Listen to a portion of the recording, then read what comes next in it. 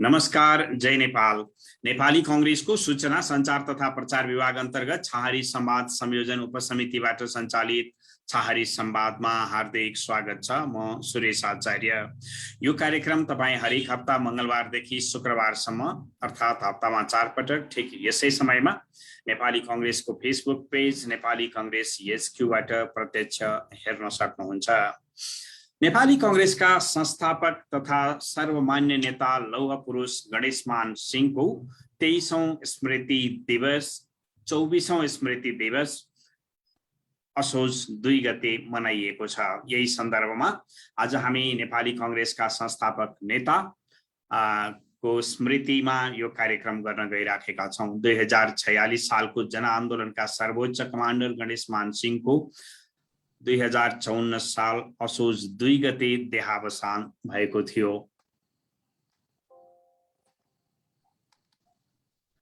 गणेशमान सिंहको जन्म विक्रम सम्वत 2072 साल कार्तिक 24 गते काठमाडौँको यटखामा भएको हो। राणा विरोधी गतिविधिमा लागेको आरोपमा गंगालाल श्रेष्ठ, धर्मभक्त माथेमा दशरथ चन्द र शुक्रराज शास्त्री सँगै गणेशमान सिंहलाई पनि 1997 साल कार्तिकमा पक्राउ गरी जेलमा थुनिएको थियो। मात्र होइन, उहाँलाई पनि मृत्युदण्डको घोषणा गरिएको थियो। तर केही प्राविधिक कारणहरूले गर्दाखेरि उहाँको मृत्युदण्ड रोकियो र 2 पटक रोकिएपछि उहाँको मृत्युदण्ड पछि खारेज भयो। तत्कालीन राणा सरकारले उहाँको सर्वस्व सहित आजीवनको कारावास सुनायो पछिल्लो समय र जन्मजात विद्रोही गणेशमान सिंह 2001 साल वैशाखमा भद्रगोल जेलको पर्खाल नागेर जेलबाट निस्कनु भयो र कृष्णबहादुर प्रधानका नाममा लुकीछिपी भारत पुगेर राणा विरोधी अभियानमा संलग्न हुनुभयो।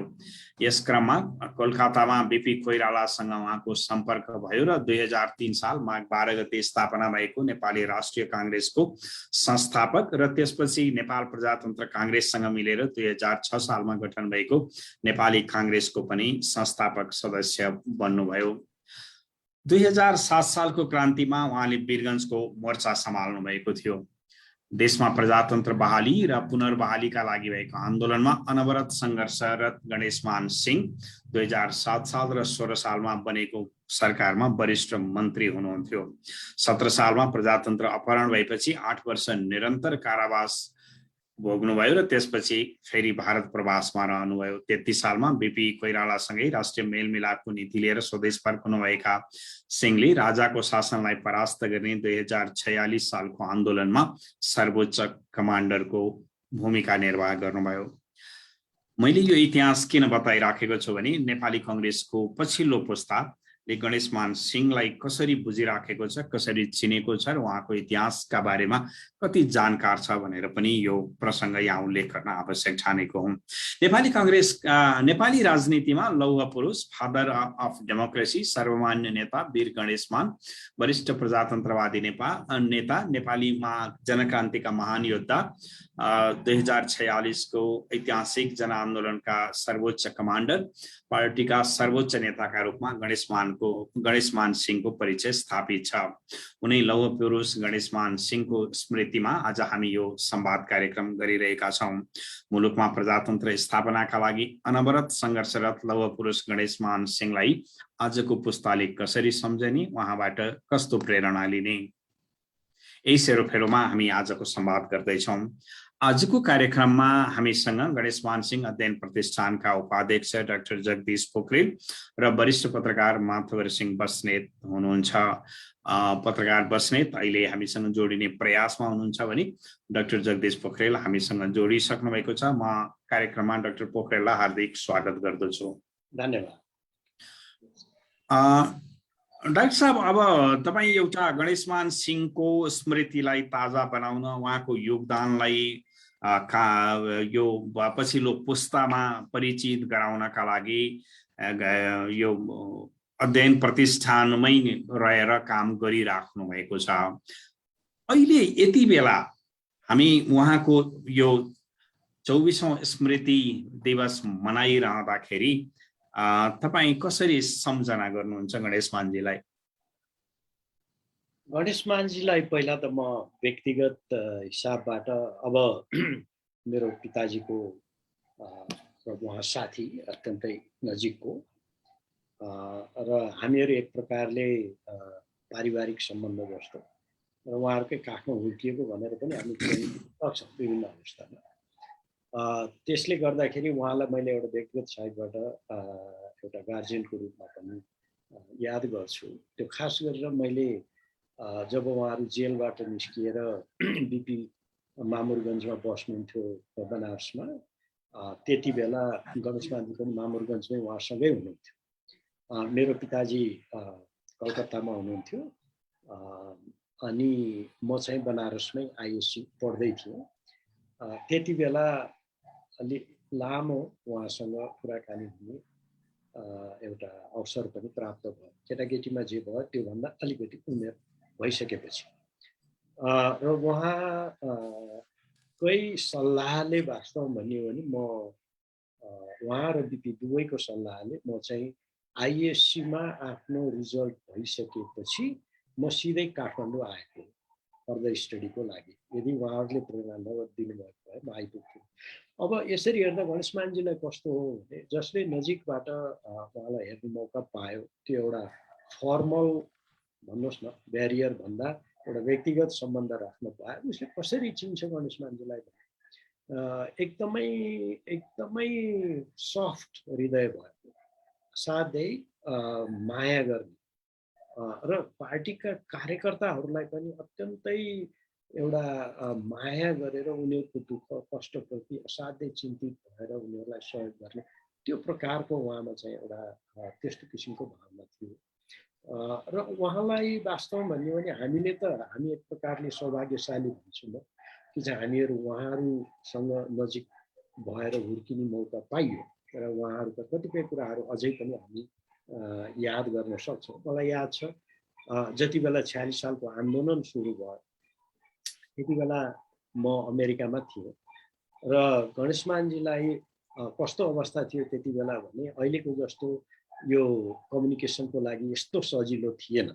हामी सबैलाई थाहा छ कतिसम्म भने हामीले टेलिफोनमा वार्ता गर्दा पनि असाध्यै महँगो हुन्थ्यो त्यति बेला। फ्याक्सहरू भर्खर भर्खर आएका थिए, यस्तो बेला थियो। त्यति बेला मलाई याद छ गणेशमानजीलाई अलिकति त्यो एउटा स्वास्थ्यको एउटा कारण अलि लामो समय टोयलेटमा बसिराख्नु पर्ने उहाँलाई स्थिति हुन्थ्यो। हुँदाखेरि मैले गणेशमानजीलाई अरू साथीहरूकै सल्लाहमा के गरेँ भने त्यहाँबाट बिहानै समय मिलाएर फोन गरेर ल के हो त गणेशमानजी अब हामीले गर्नुपर्ने कुराहरू के हो, अहिले आन्दोलन के अवस्था भन्ने बारेमा उहाँलाई भन्दा उहाँ टोयलेटबाटै मोबाइल फोन सेटबाट उहाँले भनेको कुरा मैले बस्टनमा रेकर्ड गरेको मैले साथीहरूलाई सुनाएँ थिएँ। उहाँले भनेको एउटा के थियो भन्दा यो अन्तिम लडाइँ हो, वार की पार, यो अन्तिम लडाइँ हो, वार की पार। र रूपमा उहाँले जसरी कुराहरू राख्नुभयो मैले त्यही कुरा लगेर साथीहरूलाई सुनाएँ। र गणेशमानजीसँगको मेरो आफ्नो के हो भने पछि हुँदै जाँदाखेरि अब एउटा पाटोमा उहाँ पछि गएर बडो कङ्क्रिट रूपमा भन्नुभयो। त्यो के हो भने राजनीतिक आन्दोलन सफल भयो, अब हामीले आर्थिक क्रान्ति गर्नुपर्छ भन्नेमा उहाँले रिपिटेडली भनिराख्नु। अब हामी जो अलिकति पढेका जसले उहाँले भनेका कुराहरूलाई पोलिसीमा नीतिमा त्यसलाई कार्यान्वयनमा लैजाने ट्रान्सलेट गर्ने जुन जिम्मा थियो हामीले कुन हदसम्म त्यसलाई बुझ्यौँ, आन्तरिक गरेँ कि गरेनौँ त्यो अर्को विषय हो। तर उहाँले रिपिटेडली के भन्नुभयो भने यदि हामी आर्थिक क्रान्तिमा गरेनौँ अब भने डेमोक्रेसी खतरामा हुन्छ। उहाँले रिपिटेडली भनेको मलाई याद छ। र त्यति बेला उहाँ जीवितै हुनुहुन्थ्यो। त्यति बेला प्रत्येक वर्ष हामीले जुन कार्यक्रमहरू गर्थ्यौँ उहाँले यिनै कुराहरूलाई अझै बढी अगाडि ल्याइराख्नु भएको थियो। अर्को एउटा पाटो उहाँले पछि गएर भनेको मलाई याद छ, जो चाहिँ उहाँले एक प्रकारले वार्न गर्नुभएको थियो। के भन्नुभयो भने हेर है समावेशिता, हेर है पार्टिसिपेट, सहभागिता समावेशिता, अब समावेशी बनाऊ भन्नेमा उहाँको असाध्यै जोड भएको थियो। र उहाँले के भन्नुभएको थियो कि चाहिँ यदि हामीले एकदम यो समावेशिताको इस्युलाई राम्रोसँग पिकअप गरेनौँ, त्यसलाई चाहिँ आर्टिकुलेट गरेनौँ, आन्तरिकरण गरेनौँ, पोलिसीमा ल्याएनौँ, राज्य व्यवस्थाभित्र हामीले त्यसलाई एउटा व्यवहारमा चाहिँ रूपान्तरण गरेनौँ भने डेमोक्रेसी खतरामा हुन्छ भने उहाँले यो 2-3 कुरा भनेको रिपिटेडली भनेको मलाई लाग्छ। उहाँबाट हामीले त्यो सुन्यौँ है।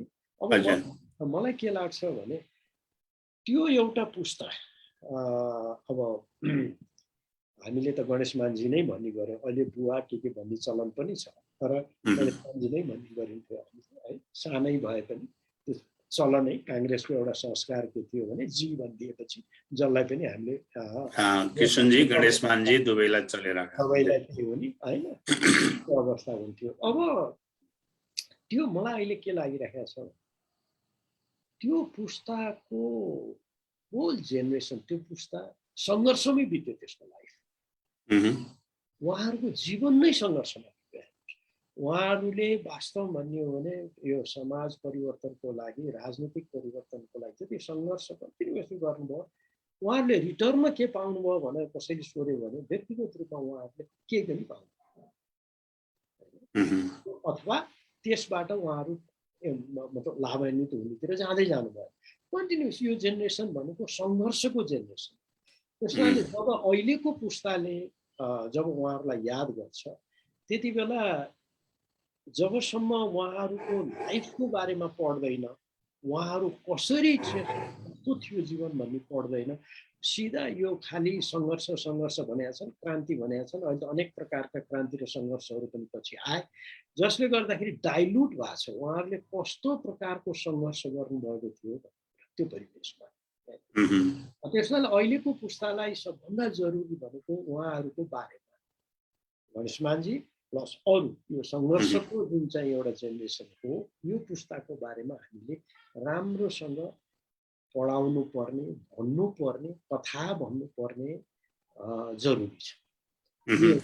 डाक्टर साहब, मैले एउटा प्रसङ्ग जोडिहालेँ। जस्तो तपाईँले गणेश मानजीले यो अन्तिम लडाईँ हो पञ्चायत विरुद्धको भनेर 46 सालमा घोषणा गर्नुभएको थियो र एउटा काङ्ग्रेसकोमा 2टा धारा देखिन्थ्यो, कम्युनिस्टहरूसँग मिलेर आन्दोलन गर्नु हुँदैन भन्ने धार पनि थियो। अब यो अन्तिम लडाईँ चाहिँ कम्युनिस्टहरूसँग मिलेरै गर्नुपर्छ, नत्र सम्भव हुँदैन, राजाले फेरि कम्युनिस्टलाई बोकेर हाम्रा विरुद्ध प्रयोग गर्छन् भनेर गणेश मानजीले जे भन्नुभयो। तपाईँलाई के लाग्छ, गणेश मान सिंह नहुनु भएको भए 46 सालको आन्दोलन सम्भव हुन्थ्यो वा हुँदैन थियो?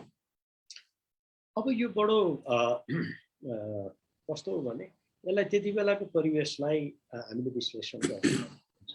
त्यही बेलाको परिवेशको सन्दर्भमा उहाँलाई के एउटा कुरा लाग्यो भने नेपालको समग्र परिवर्तनको लागि एक्लै कङ्ग्रेसले गर्ने अवस्था छैन र शक्ति जोइन गर्नु नगरिकन फेरि यो निरङ्कुशतालाई हामीले पछार्न सकिँदैन, अझ पराजित गर्न।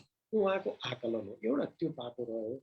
अर्को उहाँले अलि पछि गइसकेपछि एकदमै यो आइडियोलोजिकल सैद्धान्तिक एउटा डाइकोटोमी भन्छौँ नि हामी, एकदम डिभिजन भन्दा पनि राष्ट्रिय एउटा चाहिँ हितको हिसाबबाट उहाँले हेर्नुभयो जस्तो मलाई लाग्छ।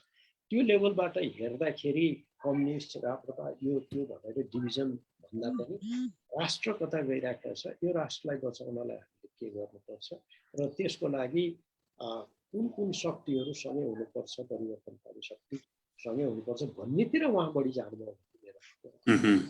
यो सिधा यिनीहरू कम्युनिस्ट हुन्, यिनीहरू यो हुन्, त्यति बेलाको धारमा मलाई लाग्छ परिवर्तनको लागि अब हामी संयुक्त रूपमा जानुपर्छ भनेर उहाँको चाहिँ बढी विश्वास रह्यो भन्ने मलाई लाग्छ त्यति बेलाको परिस्थिति।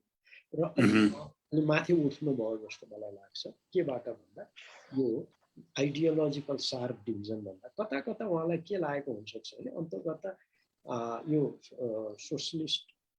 सोसलिस्ट ओरिएन्टेड डेमोक्रेटिक भावना राख्नेहरू सँगै हुन जरुरी छ र जो अलि टाढा छन् उनलाई पनि नेपाली कङ्ग्रेसले नजिक ल्याएर डेमोक्रेटाइज गर्नुपर्छ, त्यसबाट टाढा राख्न जाने होइन भन्ने किसिमको उहाँको इन्टरप्रिटेसन हो भन्ने यो कसरी उहाँले यो परिवर्तन भएपछि उहाँ कोलम्बिया युनिभर्सिटी न्युयोर्कमा आउनुभयो। त्यसको ठ्याक्कै परिवर्तन भएपछि आउनुभयो त्यति बेला त्यहाँका साथीहरूले उहाँलाई शान्ति पुरस्कारको पनि गर्नुभयो, एउटा पार्टीका पनि बनाएको छ। अनि त्यति बेला मैले उहाँसँग सँगै बसेर दुईटा शब्द भन्नु पाएँ, त्यो एउटा सौभाग्य भयो। के थियो भन्दा यसै बसेर गणेशमानजी यति लामो सङ्घर्ष र यो परिवर्तनको श्रेय आखिर तपाईँको लिडरसिपमा तपाईँले पाउनु पर्ने रहेछ भन्दाखेरि उहाँ बडा भावुक भन्नुभयो। उहाँलाई के लाग्यो भन्दाखेरि एउटा ठुलो परिवर्तनको चाहिँ नेतृत्व हामी गरेका छौँ। अब अगाडि बढ्नको लागि अब सहमतिका साथ जानुपर्छ र आर्थिक परिवर्तन, सामाजिक परिवर्तनको जुन एजेन्डा राखेका छौँ त्यतिर जानुपर्छ भन्नेमा उहाँ त्यो हिसाबले जानुभएको थियो जस्तो। डाक्टर साहब, म त्यो पाटोमा फेरि आउँछु। अहिले मातवर सिंह बस्नेत हामीसँग जोडिनु भएको छ। उहाँको लाइटको अलिकति मिलेन मातवर दाइ, तपाईँले मोबाइललाई फिक्स राखिदिनुहोस् न। मोबाइललाई फिक्स अब भयो भयो भयो। तपाईँ ठ्याक्कै मोबाइललाई एक ठाउँ राखेर बस्दिनुहोस्। हामी अहिले कुराकानी गरिराखेका थियौँ। अहिले हामीसँग मातवर बस्नेत वरिष्ठ पत्रकार जोडिनु भएको छ र नेपालमा गणेशमानजीसँग अत्यन्त निकट रहेर काम गर्नुभएका पत्रकारको रूपमा उहाँको परिचय छ र उहाँले गणेशमानजीको जीवनगाथाका थुप्रै सिरिजहरू प्रकाशन पनि गर्नुभएको छ। गणेशमानजीको लाई एकदमै नजिकबाट हेर्नु भएको छ मातवर बस्नेतज्यू तपाईँले। अहिले मैले एउटा प्रश्न डाक्टर पोखरेललाई गरिराखेका थिएँ। 46 सालको आन्दोलन गणेशमान सिंह नहुनु भएको भए सम्भव हुँदैन थियो भन्नेहरू पनि छन् र किनभने त्यति बेला कम्युनिस्टसँग मिलेर जाने कि काङ्ग्रेसले एक्लै आन्दोलन गर्ने भन्ने विषयमा काङ्ग्रेसभित्र बहस पनि थियो। तपाईँले चाहिँ त्यति बेलाको घटनालाई कसरी स्मरण गर्नुभएको छ? यसको छोटो र ठ्याक्कै जवाफ चाहिने हुँदैन थियो भन्ने हो। परिवेश व्याख्या गर्दैन त्यसको हो, किनभने होइन नेपाली कङ्ग्रेस का संस्थापक नेता बीपी कोइरालाले आफ्नो जीवनको अन्तिम समयमा नेपाली कङ्ग्रेसका लागि जुन 4वटा सूत्र छोडेर जानुभएको थियो, त्यो 4वटा तपाईहरु सबैलाई याद भएकै कुरा हो। त्यो के थियो भन्दा no confrontation with king, no surrender with panchayat, no alliance with communist, no mass movement. अनि त्यस बेला हामी अब अलिकति उहाँले पुलपुल्याइएका भित्र पर्थ्यौं। हामीले ल यो आन्दोलनै गर्न नपाएपछि त हामीले कसरी प्रजातन्त्र पुनर्स्थापना गर्ने? होइन, म आन्दोलनको विरोधी होइन। आन्दोलन आफ्नो आन्दोलन गर, विद्यार्थीले आन्दोलन गर, मजदुरले गर, किसानले गर, सबैले गर, तर मास मुभमेन्ट जस्तो ठुलो मुभमेन्ट गर्यौ भने हामी कमजोर छौं। त्यो आन्दोलनको पिठ्यूमा अर्कै तत्त्व सवार भएर आउँछ र हाम्रो प्रयासलाई उल्टाइदिएर उसको निम्ति उपलब्धिपूर्ण बनाइदिन सक्छ। त्यसैले अहिले आन्दोलन गर्नुहुन्न भने मैले आन्दोलनै गर्नुहुन्न भनेको होइन।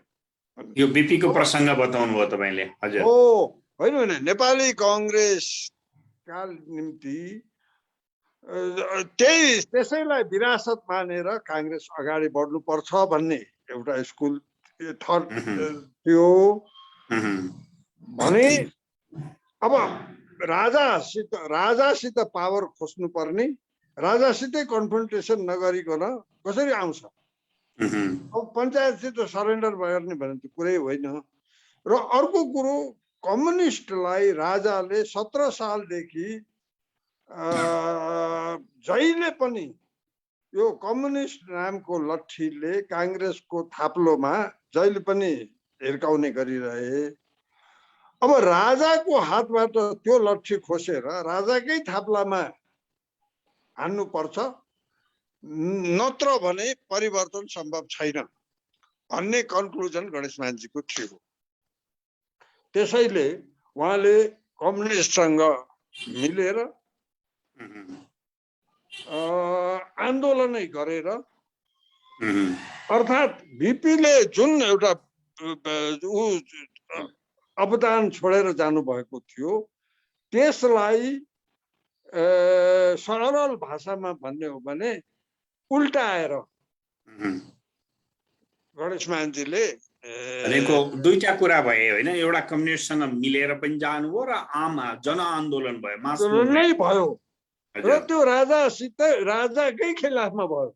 किनभने 17 सालमा पावर खोसेको त राजाले हो नि, त्यसो हुनाले त्यो खोज्नु पर्थ्यो पनि राजैसित, त्यसैले कन्फ्रन्टेसन पनि राजैसित भयो र सम्झौता पनि त्यसै कारण सम्झौता पनि राजैसित भयो। हजुर, अब जस्तो राजासँग सम्झौता हुँदै गर्दाखेरि राजाले गणेशमानजीलाई प्रधानमन्त्रीका लागि आग्रह गरेका थिए, तर उहाँले त्यो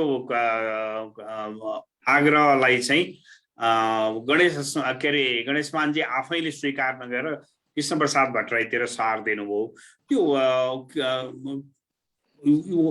यो उहाँको त्याग हो अथवा त्यसलाई कुन ढङ्गमा बुझ्ने? होइन, यसको सोझो र स्पष्ट छ। यो एउटा सबैको जीवनमा एउटा यस्तो अवस्था आउँछ,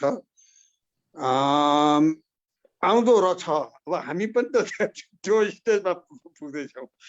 के भने अब गणेशमानजी बिपी कोइरालालाई भन्दा अझ गणेशमानजीलाई 17 साल पुष 1 गते 15 सालको चुनावमा 2/3 बहुमत ल्याएको आफ्नो पार्टीलाई, पार्टीको सरकारलाई राजाले निर्ममतापूर्वक भङ्ग गरेर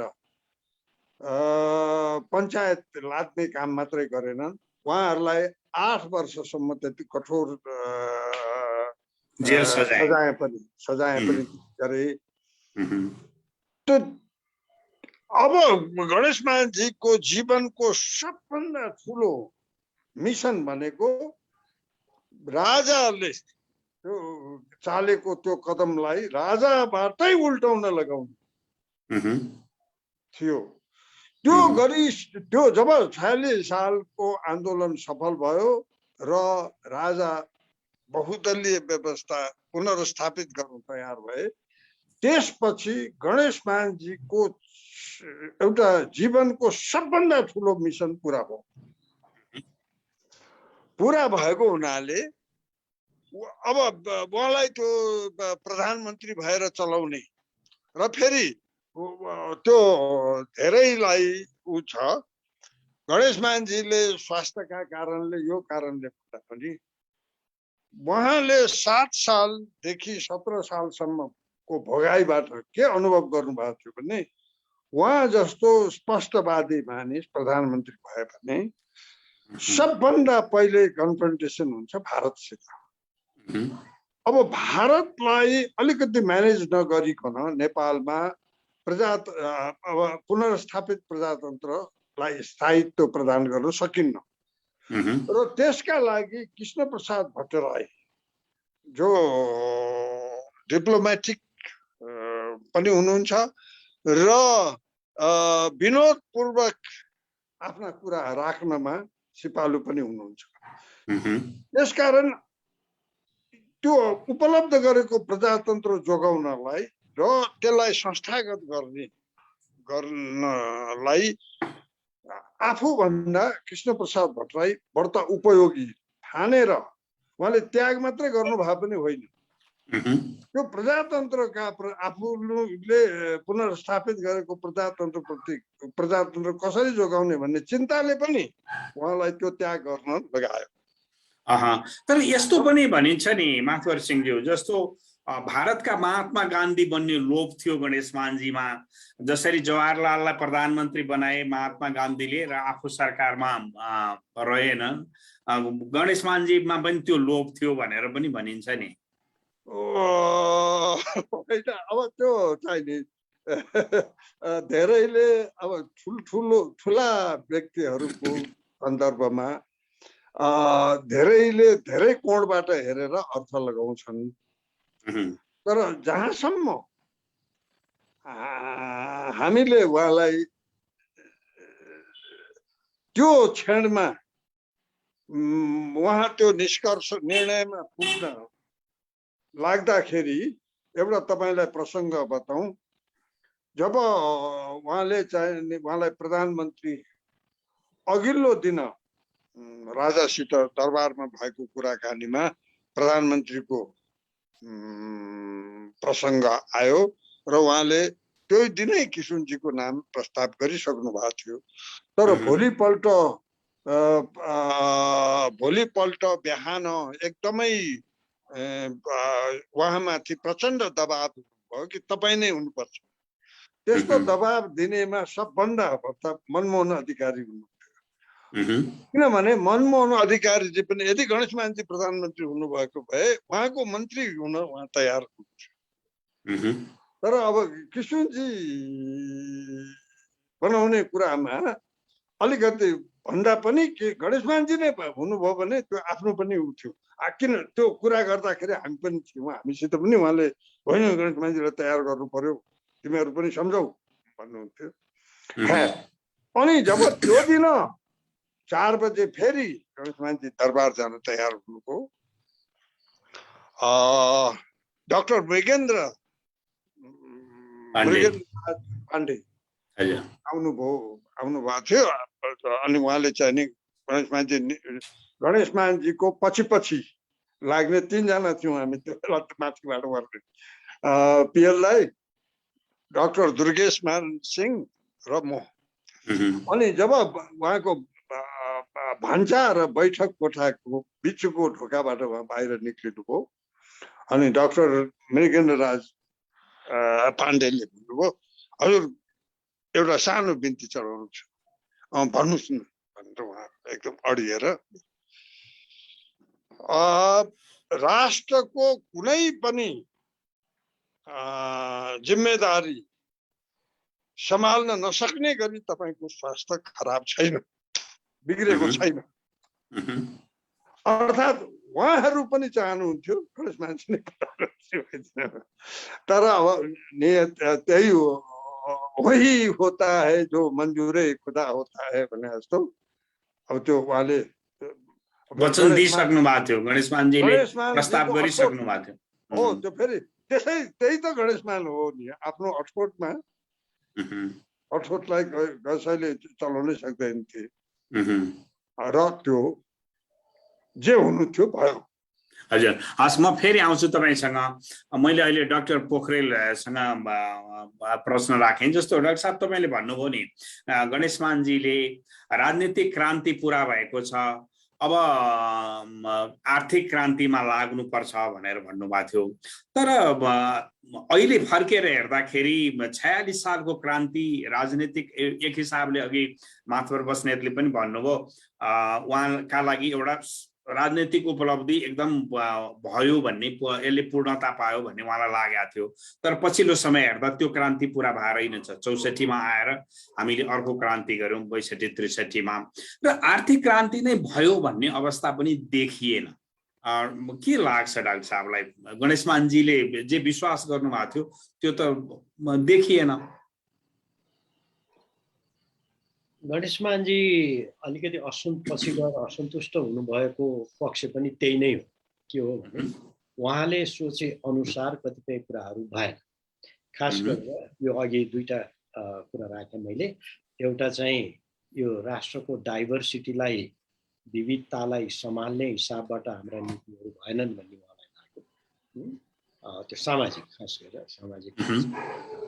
र अर्को चाहिँ के हो भन्दा आर्थिकपट्टि जसरी जानु पर्थ्यो त्यो हिसाबको चाहिँ नीतिगत रूपमा अगाडि बढेन यो भन्ने उहाँलाई बडो चर्को रूपमा लागिरहेको मलाई लाग्छ। यसलाई विभिन्न तरिकाबाट उहाँले एक्सप्रेस गरेका तिनै कुरा। अब त्यति बेलाको परिवेशमा यो किन भएन भन्नेमा अब एक दुईवटा कुराहरू छन्, त्यसलाई एक्सप्लेन गर्दा लामै समय लाग्छ। तर गणेश मानजीले असाध्यै अपेक्षा गरेका कुराहरूमध्ये के हो भन्दा नेपालले एउटा समतामूलक एउटा समाजवादी बाटोमा अगाडि बढाउनु पर्छ भन्ने उहाँमा जुन एउटा बलियो एउटा धारणा थियो, त्यसलाई त्यति बेलाको परिवेशमा हामीले ठ्याक्कै ट्रान्सलेट गर्न चाहिँ सकिएन।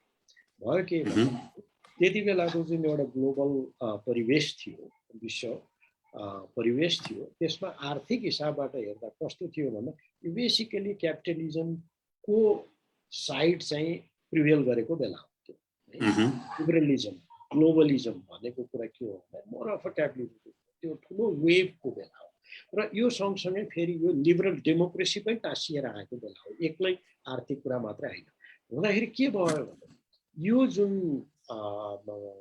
भन्नुहोस् न 90को दशकमा जुन प्रकारको परिवर्तन भयो, त्यसमा जुन वेभ आयो, त्यो वेभमा गणेश मानजीले सोचेका कुराहरूलाई मिहिन तरिकाबाट त्यसलाई नीतिमा कन्भर्ट गर्ने र कार्यान्वयन गर्नेमा हामी पछाडि परेकै हो। त्यति बेला हामी चाहिँ अलिक बढी त्यो एउटा जुन भेल थियो ग्लोबल एउटा परिवर्तनको, त्यसबाट हामी बढी प्रभावित भएको। अब यसले के गर्यो, सबै नराम्रो गरेन, राम्रो गरे कि गरेन, कुन पक्षलाई पछाडि पार्यो, असमानता आदि इत्यादि, त्यो पक्ष विश्लेषणको विषय हो। तर पनि कहाँनिर चाहिँ हामी निश्चित रूपमा गणेश मानजीका कुराहरूलाई हामीले मिहिन तरिका, म यो किन मिहिन भन्ने शब्द म प्रयोग गरिरहेको छु इन्टेन्सनली, ब्रडली त हामीले भन्यौँ म्याक्रो हिसाबबाट हामी यसरी चाहिँ डिस्ट्रिब्युटिभ हिसाबबाट जान्छौँ, हामीले समताका कुराहरू यसरी एड्रेस गर्छौँ भन्यौँ, तर फेरि मिहिन हिसाबबाट त्यो गएन है। त्यो कुरो उहाँले अब्जर्भ गर्नु, उहाँले त्यो कुरो देखिराख्नु भयो, यसरी हुँदैन भन्नु। त्यसमा कतिपय उहाँको असन्तुष्टिको कुराहरू पछि त्योसँग सम्बन्धित छ। अब कहाँनिर चाहिँ अर्को उहाँलाई डर थियो, जुन चाहिँ पछि गएर हुँदै पनि गयो, त्यो बिपीले भनेका कुराहरू पनि कि चाहिँ कङ्ग्रेस पार्टी आएछ, जसरी जुन डिरेक्सनमा जानुपर्ने हो, जसले नेतृत्व गर्नु, जुन आइडियाले नेतृत्व गर्नुपर्ने हो, र जस्ता यहाँ तक व्यक्तिहरूले नेतृत्व गर्नुपर्ने हो, त्योभन्दा फरक तरिकाले अब इन्फ्लुएन्स हुन लाग्यो भन्नेबाट पनि उहाँ चिन्तित हुनुभएको लाग्छ। त्यो अब त्यति बेलाको परिवेशमा त्यसरी गयो। फेरि पनि म कहाँ जान्छु भन्दा त्यो वेभ, त्यो फोर्स, त्यो जुन एउटा विश्वव्यापीकरणको वेभ थियो र युनिपोलर बन्यो। हेर्नुहोस् है, कोल्ड वार सकिएपछिको पश्चिमी जुन त वेस्टर्न आइडियाजहरू, विचारहरू, अब ती सिद्धान्तहरू, तिनीहरूले धेरै हदसम्म हामीलाई प्रभाव गर्यो। त्यति बेला ग्लोबली त्यही नै भयो। हुँदाखेरि हामीले बोकेर हिँडिराखे खास गरेर त्यो जेनेरेसन, गणेश मानजीको जेनेरेसन, जसले जुन सिद्धान्त, जुन मूल्य मान्यता, भ्यालुलाई बोकेर त्यहाँसम्म आएको थियो, लाइफ सुरु गरेको थियो, उसलाई डिसअपोइन्टेड हुने ठाउँहरू प्रशस्त थिए त्यति बेला, मलाई त्यो लाग्छ। र गणेश मानजीले त्यो कुरो एक्सप्रेस गर्नुभएपछि गएर अब यो हामी सबैलाई मोरलेस थाहा छ। अब यति भनिसक्दाखेरि अब कहाँनिर त अब गणेश मानजीले भनेका कुराहरू हामीले के गर्न सकिन्थ्यो होला भन्ने बारेमा अब यो ब्रिजिङ कुरा हो। त्यसपछि 2.5 दशकपछि भन्नुहोस् न, अहिले कता कता हामी चाहिँ फेरि एउटा परिवेशमा जाँदैछौँ जहाँ चाहिँ रिपिटेडली के भन्दैछौँ भन्दा समतामूलक समाजवादोन्मुख यस्तो समाज निर्माण गर्छौँ भनेर हामी संविधान त्यसरी नै लेखेर गइराखेका छौँ। डाक्टर साहबको यो प्रसङ्गसँग सायद मिल्ला। मैले एउटा प्रसङ्ग भन्न, यो कहावत भन्न खोजेँ, जस्तो एउटा राजनीतिज्ञले भोलिको चुनाव हेर्छ, एउटा राजनेताले भोलिको पुस्ताबारे सोध्छ भनिन्छ। यो गणेश मानजीको बारेमा कुरा गर्दाखेरि कति लागू भयो भन्ने लाग्छ? तपाईँले जुन प्रसङ्ग अहिले उठाइराख्नु भएको छ नि, मैले अघि सुरुमै अलिकति राखेँ। मलाई लाग्छ गणेश मानजी अब राष्ट्रको बारेमा चिन्तित, त्यो भनेको पुस्ताको बारेमा चिन्तित, भोलिको बारेमा चिन्तित है। उहाँले यो जुन अलायन्स फर्म गर्ने कुराहरू रहे होइन, कम्युनिस्टहरूसँग एउटा संयुक्त आन्दोलन गर्ने कुरा रहे, यहाँ त के कम्युनिस्टहरूलाई तपाईँहरू जुटेर आउनुहोस् भनेर एक प्रकारले भनियो भने गणेशमानजी त्यसको चाहिँ मेन कारक पनि बन्नुभयो भनेर भन्दा हुन्छ होइन। चाहना प्रधानको नेतृत्वमा जसरी आउनुभयो उहाँहरू पुगेर त्यो लेफ्ट अलायन्स जुन बन्यो। अब यो सबैमा गणेशमानजीको मलाई के लाग्छ भने एउटा गार्जियन है जसले केही कुरा छोडेर जानु छ, अब लाइफ धेरै छैन, त्यसमाले राष्ट्रको लागि केही मेजर कुराहरूमा उहाँले एउटा आफूलाई अलिक माथि उठाएर राजनेता भन्दा पनि एउटा राष्ट्रको त्यसै हुनाले हामीले राष्ट्रपिता पनि भन्यौँ नि, डेमोक्रेसीको पिता भन्यौँ। भन्नु पछाडि के हो भने कतिपय कुराहरू उहाँले म पावरमा हुन्छु कि हुन्न अथवा को पावरमा हुन्छ कि हुँदैन भन्ने कुरो बाहेक उहाँ चिन्तित हुनुभयो कस्तो राष्ट्र, कस्तो समाज, कस्तो राजनीतिक व्यवस्था हामीले आउँदो पुस्तालाई ट्रान्सफर गर्दैछौँ भन्ने बारेमा उहाँ बढी चिन्तित हुनुभयो भन्ने मलाई लाग्छ। हजुर, मैले यही कुरो चाहिँ माथबर बस्नेत सिंह बस्नेतलाई पनि सोधेँ। जस्तो एउटा राजनेताको रूपमा गणेशमानजीले निर्वाह गर्नुभएको भूमिका छ नि, तपाईँ त एकदम नजिकबाट उहाँको दैनिक जीवनसँग जोडिनु भएको छ, केही यस्ता कुराहरू बताइदिनुहोस् न जुन कुरा नयाँ पुस्ताले जान्न पाओस्। होइन, उहाँले त तत्कालको फाइदाका लागि त गर्दै गर्नु भएन नि। तपाईँले अघि नै भन्नुभयो एउटा नेताले चुनावको कुरा मात्रै हेर्छ, राजनेताले पुस्ताको कुरा हेर्छ। हजुर, राजनेताले चाहिँ नि एक शताब्दी पछिको राष्ट्रको लागि राष्ट्रको दिशा के हुनुपर्छ भनेर सोध्छ भन्ने भनाइ छ। नेपालमा अब वास्तवमा 7 सालको क्रान्ति गर्ने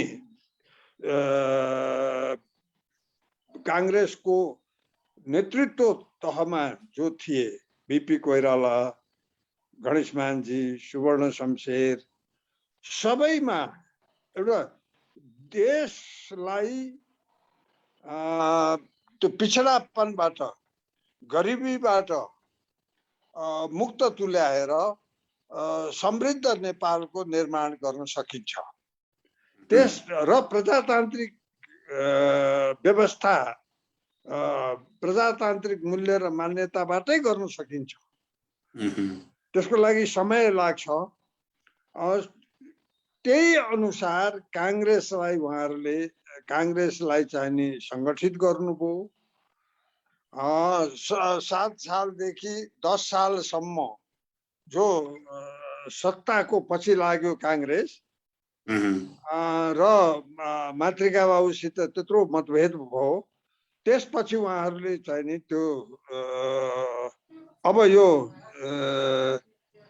दरबारको चाकरी गरेर सत्तामा पुग्नुभन्दा दरबारलाई दबाब दिएर चुनाव गराउने र चुनावका माध्यमबाटै सत्तामा जाने भन्ने अठोटका साथ उहाँहरूले काम गर्नुभयो। 10 सालदेखि 13 सालसम्म पुग्दाखेरि एउटा नेपालमा सशक्त पार्टीको रूपमा काङ्ग्रेसलाई स्थापित गर्नुभयो र अनि 14 सालमा सत्याग्रह गरेर राजालाई चुनावका लागि बाध्य पनि पार्यो काङ्ग्रेसले, सबै पार्टीलाई मिलाएर। ती सबै कुराको परिकल्पना गर्ने, ती सबैमा नेपाली काङ्ग्रेसका नेताहरूमा दूरदर्शिता, कस्तो नेपाल निर्माण गर्ने भन्ने थियो। त्यो कुरो यो 46 सालमा प्रजातन्त्र पुनर्स्थापना भइसकेपछि जुन संविधान बन्यो त्यसले पनि, अब त्यो त सम्झौताको दस्तावेज थियो, राजा पनि थिए, कम्युनिस्ट पनि थिए, काङ्ग्रेस पनि, त्यसैले पूर्ण तर पनि संसदीय व्यवस्थाका सम्पूर्ण मान्यतामा आधारित व्यवस्था थियो त्यो, र त्यो काङ्ग्रेसको विश्वास अनुरूपको थियो। त्यही कारण जसलाई आफ्नो उसमा नेपाललाई आफ्नो त्यो 7 सालकै मानसिकतामा राख्नुपर्छ भन्ने जो सोच्थे तिनीहरूका लागि चाहिँ त्यो अनुकूल भएन। तिमीहरू नेपालका पार्टी र राजा मिलेर आफै मात्र गर्न सक्छौ भन्ने होइन तिमीहरू भनेर जुन प्रजातन्त्रका विरुद्ध षड्यन्त्र हुन थाल्यो त्यसैले 52 साल ल्यायो। त्यसैले 62 सालमा 12 बुँदे सम्झौता गरायो। यो त खुलस्तै छ। त्यसो हुनाले त्यसैका विरुद्ध गणेशमानजीले त सचेत गराउनु भयो हो नि। यो बारुद बिछाउने काम भइसकेको छ, अब एउटा खाली सलाई कोरेर झस्न मात्र बाँकी छ भन्नुहुन्थ्यो तपाईँ। अब तपाईँ त त्यस बेलाको जल्दो बल्दो पत्रकार उहाँले। त्यसो हुनाले उहाँहरूमा त्यो सोच थियो देशलाई कता लैजाने, कता जाँदैछ, त्यसका निम्ति सचेत उहाँले गराउनु भएको हो। अब दुर्भाग्य जे हुनु थियो त्यो हुनु भएरै छोड्यो। अब जस्तो तपाईले त एकदमै नजिकबाट उहाँलाई चाहिँ हेर्नुभयो, उहाँको बारेमा थुप्रै पुस्तकहरू पनि छन् तपाईले प्रकाशन गर्नुभएको। अब नयाँ पुस्ता, मैले अघि नै तपाईँ नआइपुग्दै भनेको थिएँ, गणेशमानजी भनेको अहिलेको काङ्ग्रेसको लागि एउटा एकादेशको कथाको पात्र जस्तो हुनुभएको छ। उहाँको बारेमा उहाँलाई सुन्दै गर्दाखेरि त्यो अहिलेको पुस्ताले के प्रेरणा लिन सक्छ, त्यस्ता प्रेरणादायी कुराहरू के हुन सक्लान्? होइन, अब यो पुस्ता पनि यो अहिलेको पुस्ता यो जस्तो अहिले मैले एकपटक मैले नै हो लेखेको, यो अहिले बिपी कोइराला र गणेशमानजी हुनुहुन्थ्यो, जीवित हुनुहुन्थ्यो भने उहाँहरूले फेरि आत्महत्या गरेर मर्नु पर्थ्यो। किन भन्दा ए बाबा उहाँले नेपाली कांग्रेसले 3 सालदेखि के को लागि लड्यो भन्दा प्रजातन्त्रका लागि। हजुर, अंग्रेजीको डेमोक्रेसीको भारतमा लोकतन्त्र, नेपालमा प्रजातन्त्र, पाकिस्तानमा जमहुरियत भनियो र डेमोक्रेसी त डेमोक्रेसी नै हो जे भने पनि। त्यही डेमोक्रेसीलाई प्रजातन्त्र अब बिपी कोइरालाका सारा लेखहरूमा र फेरि नेपाली कांग्रेसको सारा दस्तावेजमा प्रजातन्त्रै छ। त्यो प्रजातन्त्रका लागि कांग्रेस लड्यो, प्रजातन्त्र स्थापित गरेर छोड्यो। प्रजातन्त्र अपहरण हुँदा कांग्रेस फेरि लड्यो र 46 सालमा पुनर्स्थापित गरी छोड्यो। त्यो गर्वलाई यो के अरे 12 बुँदे दिल्ली सम्झौताले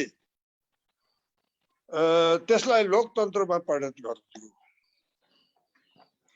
अब अहिले त गणेशमान पनि लोकतन्त्रवादी, बिपी पनि लोकतन्त्रवादी बनाइदियो कांग्रेसले।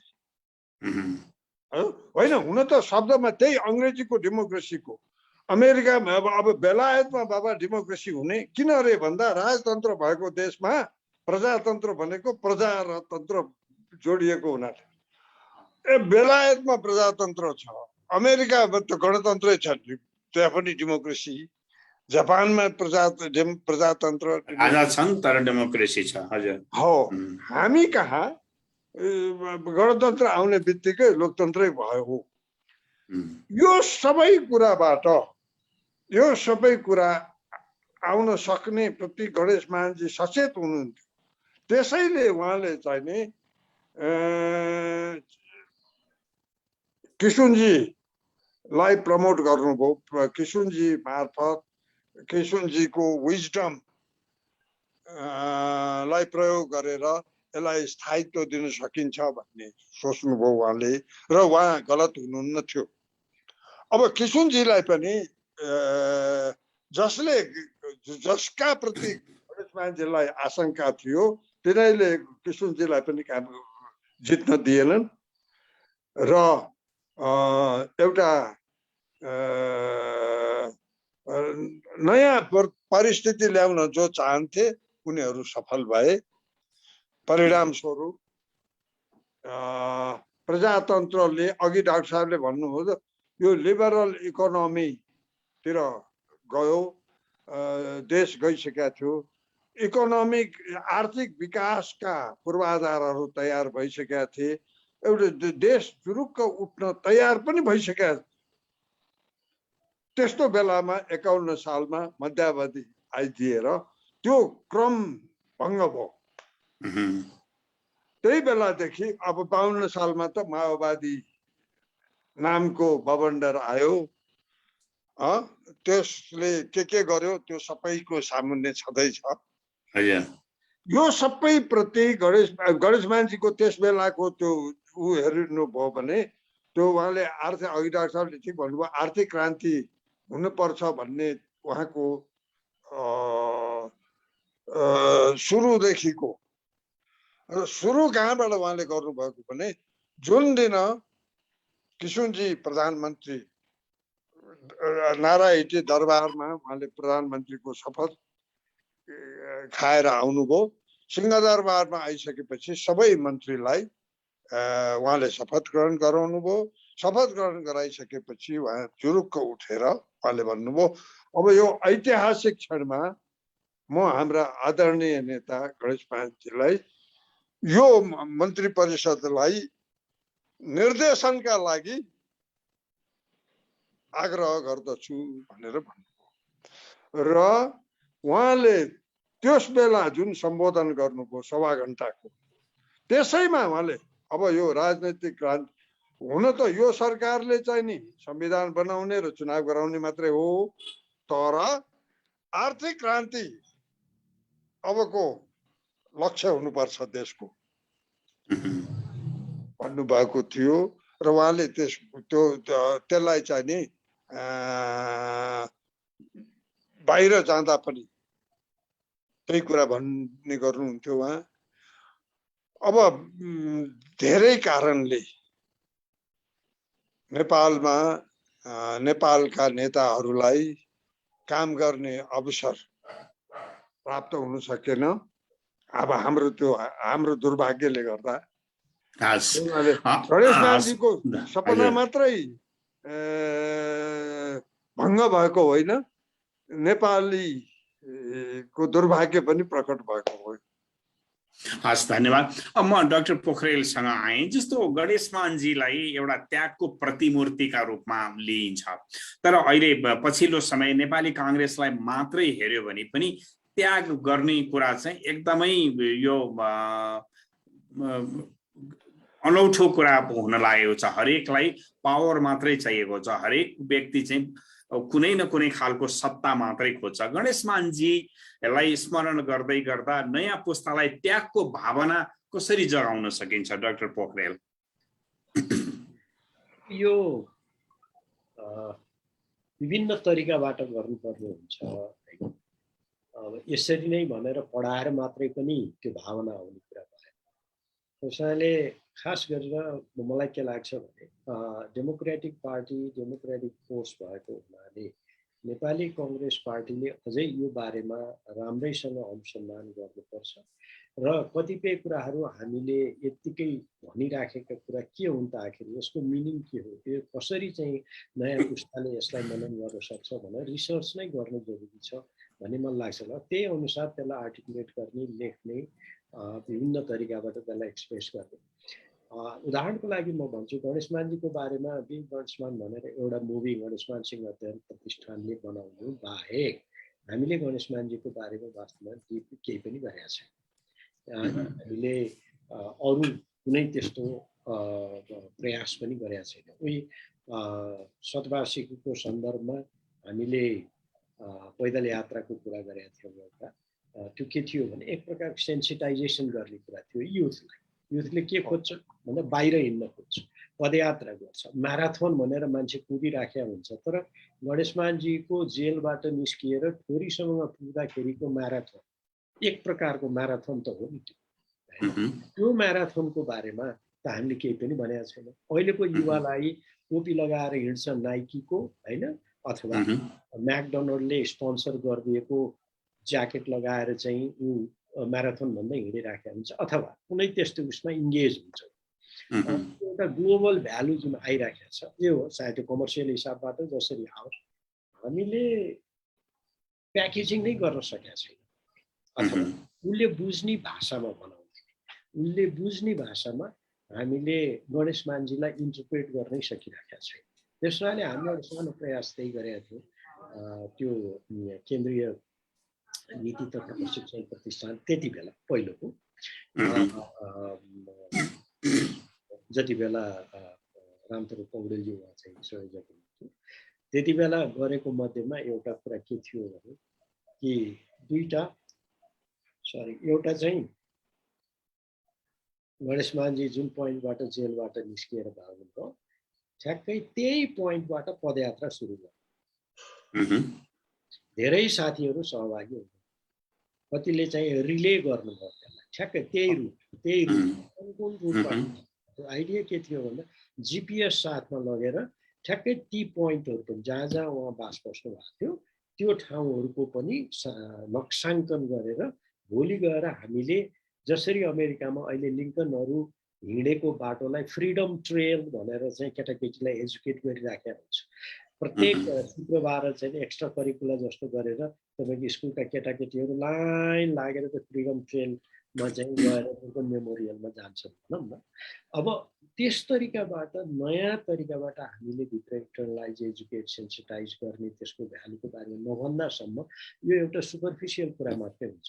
र जति बेला हामीले त्यो थोरीको यात्राको कुरा गरेको थियौँ, त्यसले एउटा राम्रो बुद्धि हो, धेरै मान्छेले थाहा पाउनु पनि गाह्रो थियो कि यस्तो पो रहेछ भनेर। तर के भयो भने त्यसलाई हामीले निरन्तरता दिन सकिएन। र त्यसलाई जसरी म्यापिङ गर्ने, जसरी प्याकेजिङ गर्ने, जसरी एडभर्टाइज गर्ने, जसरी स्कुलमा गएर त्यो बारेमा भन्ने कुरा हामीले भन्न सकिएन। त्यस्तै करिब हामीले जब बिपीको शतवार्षिकको सन्दर्भमा पनि त्यही गरेको हो। त्यो के गरे हो भन्दा बिपीलाई जसरी एरेस्ट गरेर धनकुटाबाट हिँडाएर काठमाडौँ ल्याइयो, त्यही रुटमा पैदल यात्रा गरे। अझै पनि साथीहरू हुनुहुन्छ जसले यो कम्प्लिट सुरुदेखि अन्तसम्म पैदल यात्रा गर्नु त्यति बेला होइन। यो सेन्सिटाइजेसनको उ थियो। र के कुरा पोइन्टमा जहाँ जहाँ उहाँहरू बस्नुभयो, जहाँ जहाँ विशेष उहाँले चाहिँ केही कुराहरू भन्नुभयो होइन, केही कुरा ती ठाउँहरूलाई हामीले एउटा रिभाइभ गर्ने, पुनर्जागृत गर्ने होइन।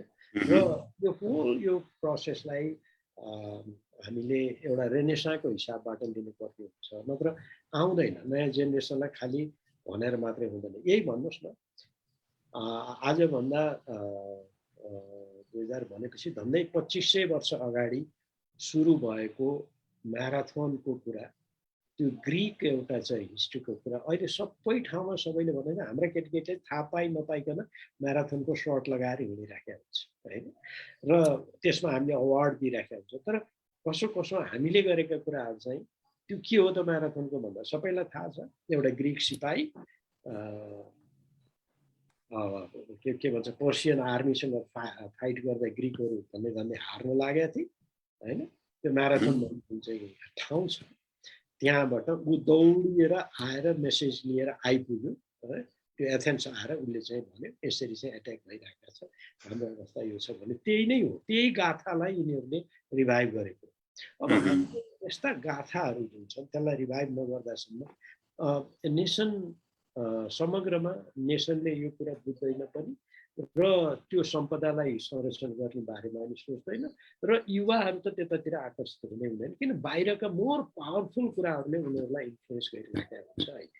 त्यसैले यतातिर हामी जानुपर्ने हुन्छ। र साथसाथै अब यो आर्टहरू अहिले हाम्रो अवस्था कस्तो छ भने आर्ट, थिएटर, लिटरेचर पनि अझै पनि त्यतातिर गएर भएको छैन।